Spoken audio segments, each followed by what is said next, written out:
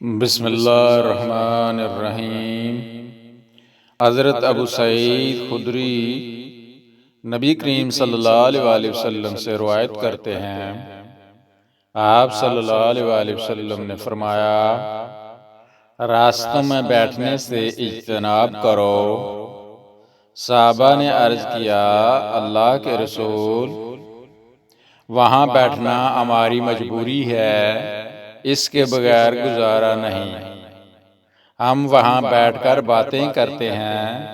آپ صلی اللہ علیہ وآلہ وسلم نے فرمایا، اگر تم نے ضرور بیٹھنا ہی ہے تو پھر راستے کا حق ادا کرو۔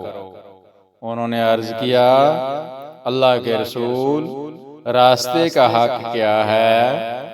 آپ صلی اللہ علیہ وآلہ وسلم نے فرمایا، نظریں جھکانا، تکلیف نہ پہنچانا، سلام کا جواب دینا، نیکی کا حکم دینا اور برائی سے منع کرنا۔ متفق ہے، مشکوٰۃ شریف، حدیث نمبر 4640۔ چینل کو سبسکرائب کر دیا کریں تاکہ آپ تک نبی کریم صلی اللہ علیہ وآلہ وسلم کی اچھی اور پیاری پیاری حدیثیں آپ تک پہنچ سکیں۔